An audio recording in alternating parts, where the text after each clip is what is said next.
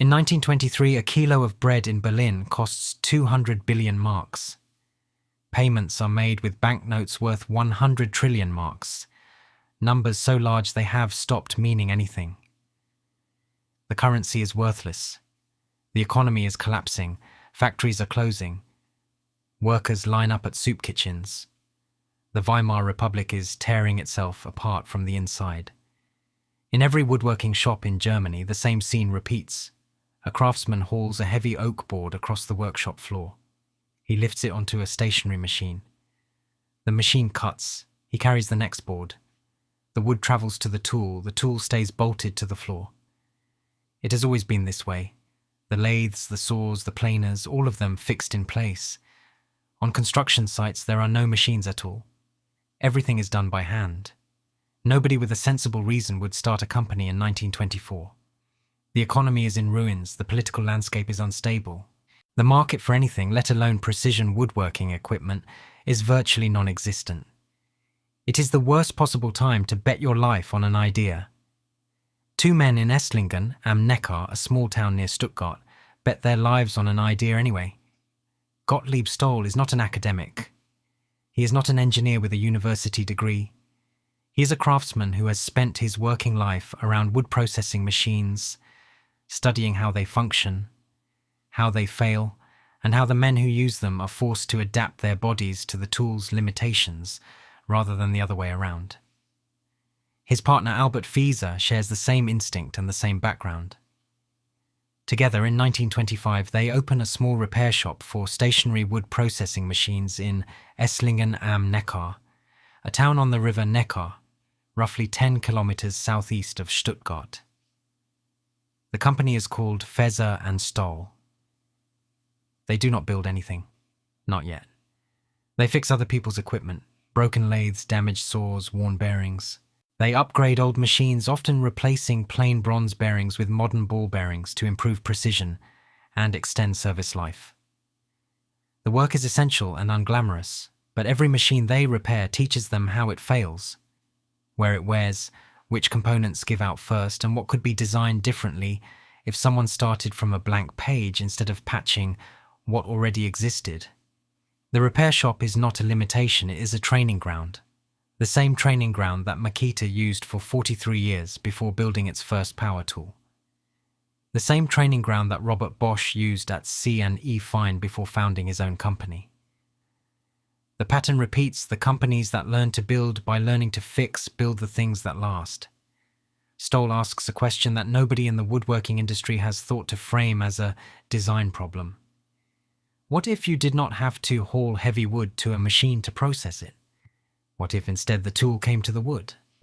The idea is the same one that Andreas Stihl is developing at that same moment, 30 kilometers away in Stuttgart, for the forestry industry. The saw must go to the tree, not the tree to the saw. Stoll arrives at the identical principle independently, but applies it to fine woodworking rather than forestry.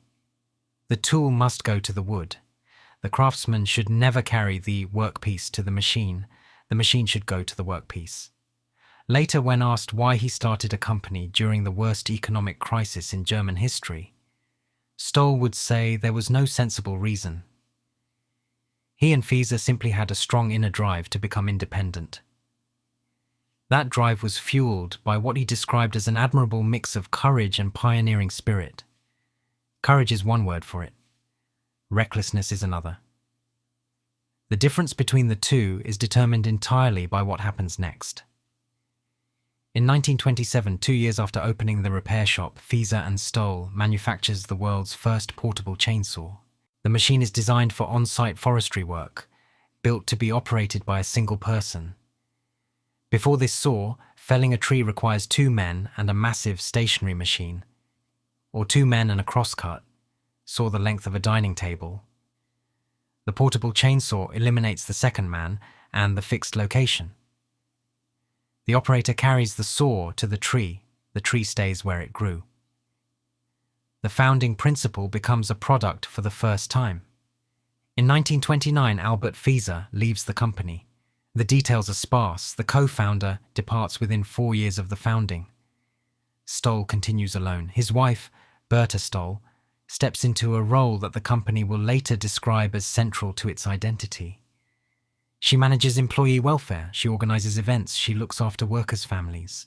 The social culture of the company, the sense that Fezer and Stoll is a family and not merely a payroll, is established in this era by a woman whose name does not appear on the masthead, but whose influence shapes everything that follows. In 1930, the company produces the SB126, the first portable circular saw, designed specifically for carpenters and woodworkers. The tool leaves the workshop. It goes to the construction site.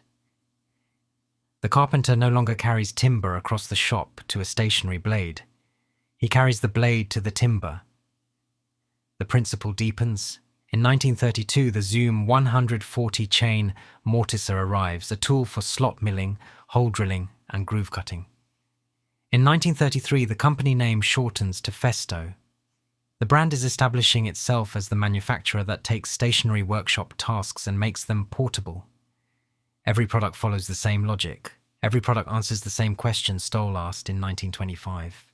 In 1936, Festo produces the first portable one-man chainsaw designed for heavy manual work on construction sites.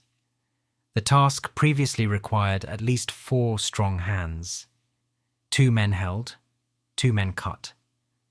The portable chainsaw reduces the requirement to 1 operator. The productivity gain is not incremental, it is structural. 1 worker replaces 4. The economics are immediate and undeniable. Festo's product range grows through the late 1930s. Demand increases. The factory in Esslingen reaches capacity. In 1938, the company moves to a new, larger facility on Ulmer Strasse in Esslingen, a modern building that reflects the scale the company has achieved in just 13 years. The war comes, Germany's economy is redirected toward military production. Festo survives the war years, though the period leaves scars on every German manufacturer. The company emerges into the post-war era with its facilities intact, its workforce loyal, and its reputation for quality undamaged. Berta Stoll's role becomes even more important during the rebuilding years. She is not a figurehead. She is actively involved in the company, managing the human side of the operation, while the engineering side rebuilds. The fact that her daughter, Gerda Meyer-Stoll, would later become the company's main shareholder, and her granddaughter, Barbara Ostel, would become chair of Festool's supervisory board, is not a coincidence. It is the direct result of a family culture that treated the company as something to be tended across generations, not sold when the price was right. Peter Meyer, Gottlieb Stoll's son-in-law, takes over operational management. Festo becomes a successful family company run by the second generation. The transition is seamless. The mission does not change. Germany's post-war construction boom transforms the building trades. The country is rebuilding from rubble. Every city needs new housing, new commercial buildings, new infrastructure. Carpenters, joiners, and tradespeople across Europe are working at a pace that has no peacetime precedent. They need tools that are reliable, portable, and precise. Festo's reputation for all three lets the company thrive. In 1953, Festo introduces the AAU-50, a one-handed portable circular saw that the company nicknames the Sägehexe, the saw witch. The name is perfect. The tool is compact, aggressive, and operates with a precision that feels almost uncanny for its size. A single carpenter can carry it onto a roof, onto a scaffold, into a crawl space. The Sägehexe changes what one person can accomplish on a construction site. In the early 1960s, Gottlieb Stoll himself tests a concept that will define the company's future. He clamps a straight metal rail to a workpiece and runs the Sägehexe along it. The cut is perfectly straight. Every time, the guide rail concept is born. The operator does not need to be skilled enough to cut a straight line. The system guarantees the straight line for him. The precision moves from the craftsman's hand to the tool's design. This seems obvious in retrospect. Nobody else is doing it. The guide rail will become one of the most copied concepts in the power tool industry. Every major brand will eventually produce a track saw system. Festool will have been manufacturing them for decades before the first competitor releases one. In 1966, something happens at Festool that changes the company permanently. Not a product launch, not an acquisition, a decision. Karl Attinger is a Festool salesman. He has been given a new product to sell, an orbital sander with an integrated dust extraction port. The sander connects to a vacuum through the tool body itself. Dust is pulled away from the sanding surface as the operator works. The air stays clean. The surface stays visible. The lungs stay undamaged. Nobody wants it. Attinger goes from shop to shop, demonstrating the sander with its suction attachment. The tradespeople look at it and see an accessory they do not need. Dust collection is not their problem. Dust is what happens when you sand, you breathe it in. You sweep it up at the end of the day. That is how it has always been done. Attinger reports back to the factory. The product is a hard sell. The suction attachment adds cost. Customers do not want to pay for dust collection when they can get a cheaper sander without it. Gottlieb Stoll ends the discussion with a single directive. Karl, put your things in the car. For every customer who orders a sander with a suction cup, you will get 15 Deutschmarks. Within 1 week, Attinger has 20 signatures in his pocket. The product is the RTTS, the world's first orbital sander with active dust extraction. Not a bag that catches dust passively. Not a port that the operator connects to a shop vacuum as an afterthought. An integrated system where the tool and the extractor are designed as one unit, engineered to work together, sold together, used together. From that day forward, practically no handheld machine is produced at Festool without a dust extraction connection. Milwaukee, DeWalt, Makita, Bosch, they all sell tools where dust collection is an accessory. Someone else's problem. A third-party vacuum with a generic hose adapter that fits poorly and clogs frequently. The dust is treated as a nuisance. Festool treats the dust as a health crisis. Wood dust is a Group 1 carcinogen classified by the International Agency for Research on Cancer. That is the same classification as asbestos, benzene, and tobacco smoke. Prolonged exposure causes adenocarcinoma of the nasal cavity and paranasal sinuses. It causes asthma. It causes chronic bronchitis. It causes permanent, irreversible respiratory damage.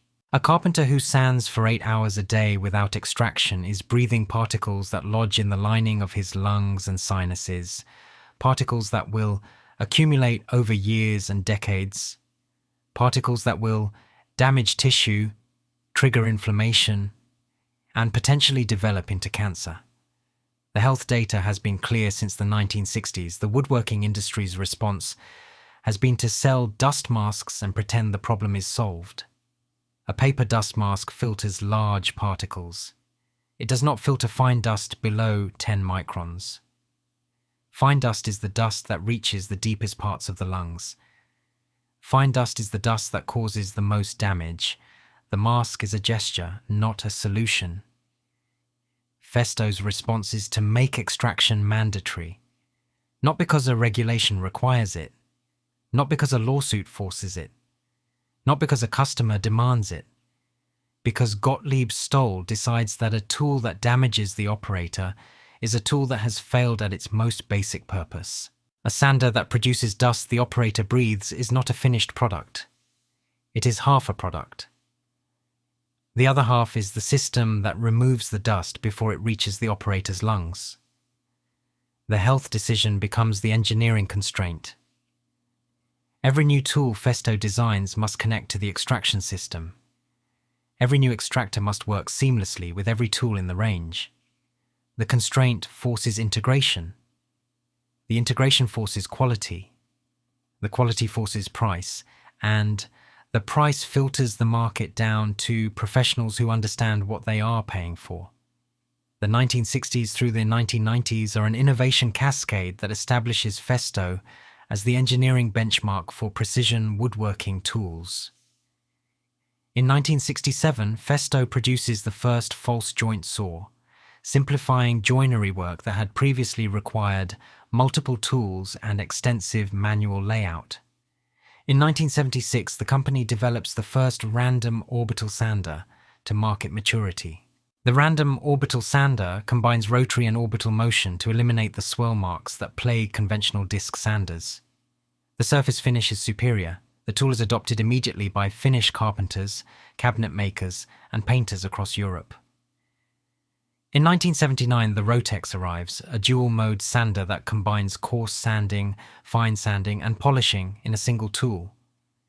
The operator switches modes by changing the motion pattern. One machine replaces 3. The logic of the wonderworker applied to surface finishing. Raymond DeWalt would have understood it immediately. In 1980, Festool introduces the plunge-cut saw with guide rail system. This is the tool that changes professional woodworking permanently. A conventional circular saw enters the workpiece from the edge. The blade runs in a straight line, or tries to. The cut begins at one side and exits at the other. If you need a cut in the middle of a sheet of plywood, you cannot make one. You have to cut from the edge.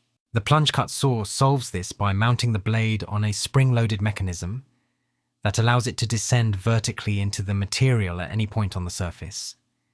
The blade plunges downward into the workpiece and then follows the guide rail. The cut begins and ends exactly where the operator positions it.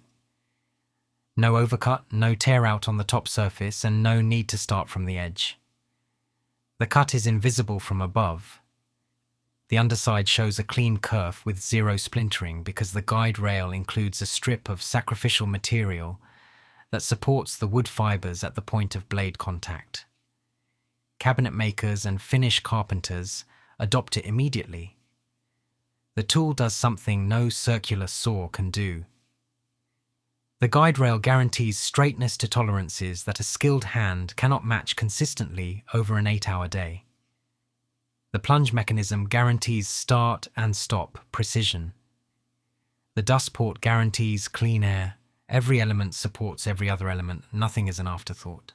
In 1984, Festool releases a jigsaw with a triple blade guide for precision cuts, the first of its kind. The blade is supported on 3 sides instead of 1, reducing deflection and improving cut accuracy. The same year, the dual-mode Rotex RO150E arrives, combining coarse and fine sanding in one tool with a single adjustment. Each of these products follows the same pattern. Festool identifies a task that requires multiple tools or multiple passes, then builds one tool that does the task better than any of them. The tool costs more. The tool is worth more. The professional who uses it daily calculates the value in time saved, not in purchase price. In 1992, the power tool division of Festool is spun off into a separate company called Festool Tool Technic. The parent company, Festool, continues in the pneumatic automation and industrial systems business. The two companies share a heritage but not a future. The tool division needs its own identity, its own engineering budget, and its own relationship with the trades. In 1993, a product launches that seems modest but becomes the physical embodiment of the Festool philosophy, the cisterna, a modular, stackable, interlocking transport and organizing case. Every Festool tool ships inside a cisterna. Every cisterna connects to every other cisterna. The cases click together with a latch mechanism that locks them into a column. They stack on a workshop shelf. They slide into a van. They click onto a mobile dolly that rolls across a construction site. The carpenter's van becomes an organized system. The workshop shelf becomes a library.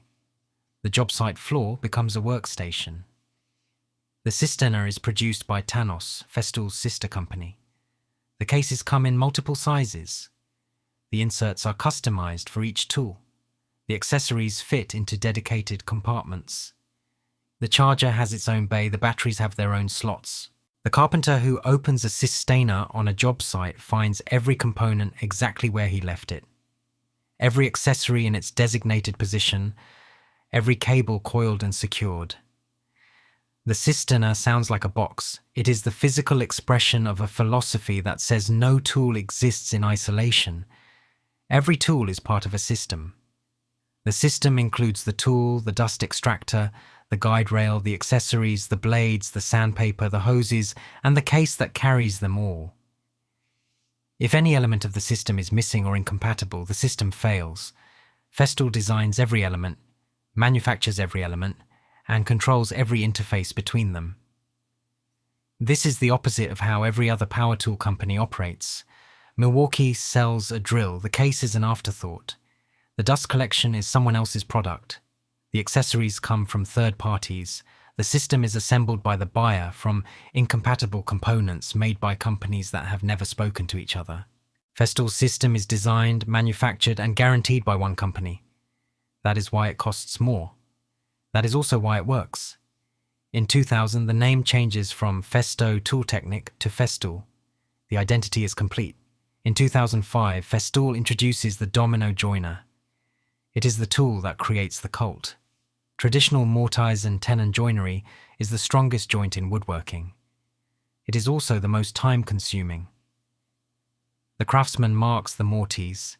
He drills or chisels the slot. He measures the tenon. He cuts the tenon. He tests the fit. He adjusts. The process takes an hour for a single joint. A cabinet with 20 joints requires days of layout and fitting. The Domino cuts a mortise in seconds. A pre-manufactured loose tenon drops into the slot. The joint is stronger than a biscuit joint, faster than a hand-cut mortise, and repeatable to sub-millimeter precision across hundreds of joints. The tool uses a unique oscillating mechanism that cuts a slot exactly sized for the corresponding tenon. The alignment is self-correcting, the fit is precise, the joint is structural. Woodworkers who buy a Domino do not return to any other joining method. The tool costs more than some people's entire tool collection. A Domino DF500 retails for approximately $1,100. A complete set of tenons, accessories, and cisterna storage adds several hundred more. The investment is significant. The users do not care. They tell everyone they know. They post photographs of their joints on forums and social media. They organize their entire workshops around the Festool system, color-coding cisterna stacks, running dedicated extraction hoses to every tool station, mounting guide rails on workshop walls like surgical instruments in an operating theatre. They refuse to buy any tool that does not integrate with the ecosystem. They debate extraction hose diameters with the fervor that other communities reserve for sports teams. They are, by every reasonable definition, a cult. The Festool cult is not manufactured by marketing. Festool does not sponsor NASCAR drivers. It does not run Super Bowl advertisements. It does not pay influencers to hold tools next to sports cars. The cult is manufactured by the product.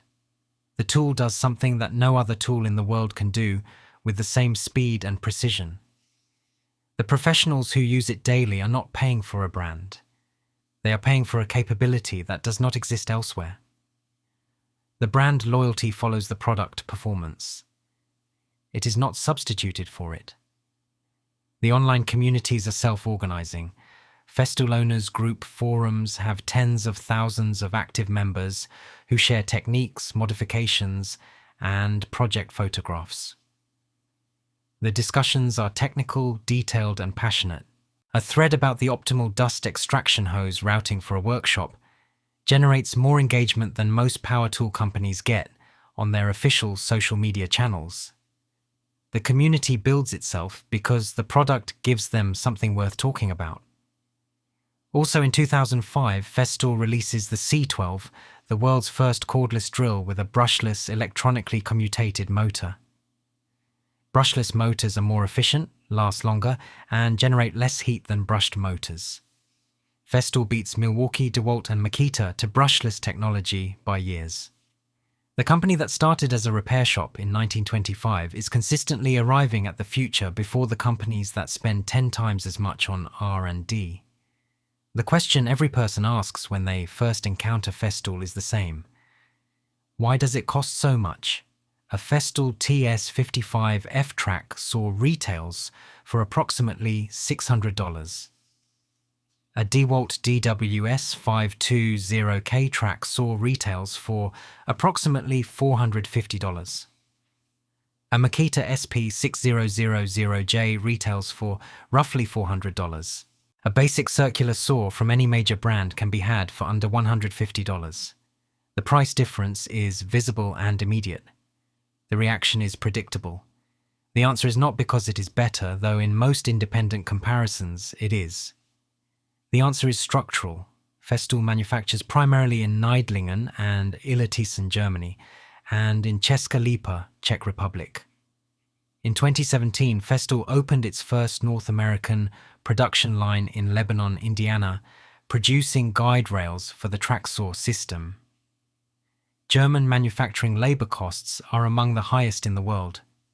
A Festool tool assembled in Neidlingen costs more to manufacture than a DeWalt tool assembled in Mexico, or a Milwaukee tool assembled in China. The price difference begins on the factory floor before a single engineering decision is made. Festool designs the tool, the dust extraction, the accessories, the guide rails, the sustainer, the hoses, the adapters, and the consumables as a single integrated system. Every interface between every component is engineered by the same company. Competitors design a tool and let third parties manufacture the accessories. The guide rail is one company's product. The dust hose is another's. The storage case is a generic plastic box from a contract manufacturer. Integration costs more to engineer but costs the user less over a 5-year ownership period, because nothing needs to be replaced, adapted, or jury-rigged. Festool's Neidlingen factory has won Factory of the Year, a recognition awarded by a consortium of German industrial publications and consulting firms for manufacturing excellence. The production process is precision batch manufacturing, closer to automotive tolerances than consumer electronics. Inspection rates are higher, rejection rates are lower. The tools that leave the factory have been tested to standards that most competitors do not publish. Festool stays off big box retail shelves entirely. You will not find it at Home Depot, Lowe's, or any Amazon warehouse fulfillment center. Festool is sold through specialist dealers who can demonstrate the system, explain the dust extraction integration, teach the guide rail setup, and service what they sell. The same dealer model that Stoll uses for chainsaws and Hilti uses for construction fasteners. The dealer network costs more to maintain than a wholesale relationship with a big box retailer. The trade-off is that the person selling the tool understands the tool, and the person buying it gets a demonstration, not a blister pack on a peg hook. And the 5-year cost of ownership calculation tells the real story.